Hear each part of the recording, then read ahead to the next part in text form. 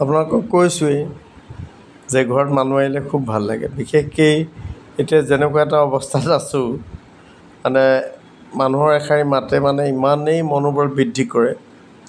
কালি যে মোৰতো ব্লগবোৰত দেখিয়ে থাকে সিহঁতৰ কেইগৰাকী। অৰুণাই মোৰ ঘৰটো একেবাৰে মানে গোটেই ভিডিঅ' কৰাত ব্যস্ত। তাই খুবেই ভাল পালে। এইফালে চাব মনালিছা, দুয়োজনীয়ে মানে একেবাৰে অৰুণা পৰি পৰি ভিডিঅ' কৰিছে। এইফালে মনালিছা, মই আচৰিত পালোঁ সিহঁতে। কালি বতৰটো বেয়া আছিলে, দুইজনী আহি ওলাইছে। ইমানেই ভাল পাইছোঁ নহয়, মানে কি ক'ব, খুব ভাল লাগিছে। বিপদৰ সময়তে মানুহৰ প্ৰয়োজন নহয় জানো। দুইজনী চাকৰি সূত্ৰে খুবেই ব্যস্ত, কিন্তু তথাপিতো এজনী তিতাবৰৰ পৰা আহিছে, একদম মানে বৰষুণ দিছে তেনেকুৱা দুইজনী সোমাইছেহি, ঘৰৰ পৰা ওলাইছে। ভাল লাগে দিয়ক, আজিৰ দুনীয়াত তেনেকুৱাও মানুহ থাকে। এয়া তাৰ মাজতে অফিচৰ কামবোৰ কৰি থকা হৈছে। এটা মানে দুটা এটা কাম আছিলে, সেইখিনি বোলো আৰু কৰি আজৰি কৰোঁ। একেবাৰে কৰিবলৈ মন যোৱাই নাই। তাৰমানে 2 ঘণ্টামান বহিলে হয়, কিন্তু মানে মোৰ মনটো সামৰিব পৰা নাই ন। কেনেকুৱা এটা মানসিক মানে দুশ্চিন্তাৰে ভৰি আছে, কিন্তু তথাপিতো আৰু মনটো ডাঠ কৰি কামবোৰ কৰিছোঁ। মাত্ৰতে গম পাইছে যে অৱস্থাটো কেনেকুৱা হৈ গৈছেগৈ। ভাত আনিলা নি? তুমি তাতে থৈ দিয়াচোন দেই, তাতে ঢাকি থৈ দিয়া। তাতে ঢাকি থৈ দিয়া। কিবা এটা ঢাকি থৈ, মানে নহ'লে উৰি যাব।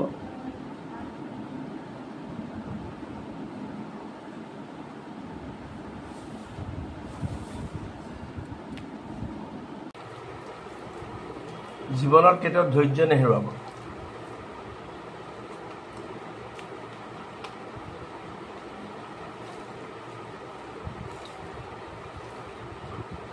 ধৈৰ্যটো বহুত প্ৰধান বস্তু, আৰু সাহস।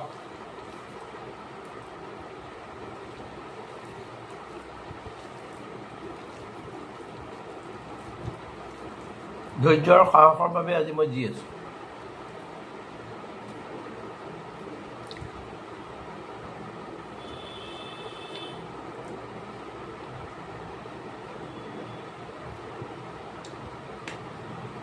মোৰ কাৰণে এতিয়া দুটা প্ৰাণী মানে জি আছে বৰ্তমান।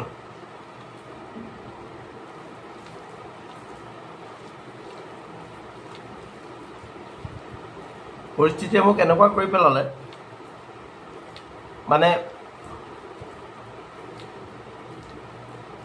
কোনো প্ৰতিক্ৰিয়াই নহয় মোৰ গাত।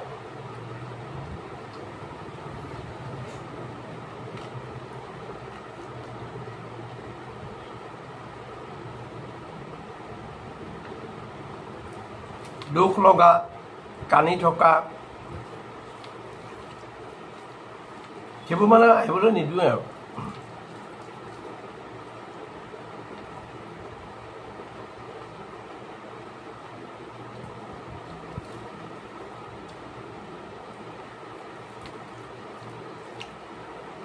অকলশৰীয়া আপুনি অকলশৰীয়া বুলি কান্দি থাকিলেতো উপায় নাই। পৃথিৱীৰ বাকীবোৰেতো লগে লগে ঘূৰিছে। মোৰ দৰে বহুত মানুহ আছে, মোতকৈ বেয়া অৱস্থাত মানুহ আছে। সদায় তেনেকৈ ভাবিব।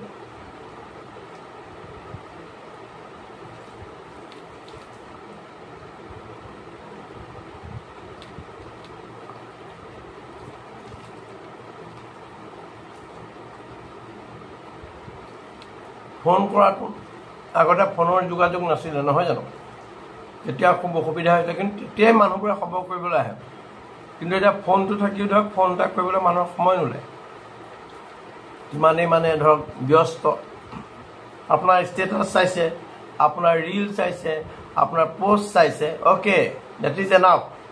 বোলে ফোন এটা কৰিছোঁ, কিনো পাতিম, একো পাতিব নালাগে। সেই যে ফোনটোৰ কথা পাতিলে যিজন মানে ভুক্তভোগী, তেওঁ বহুত হ'লেও সাহস পায়।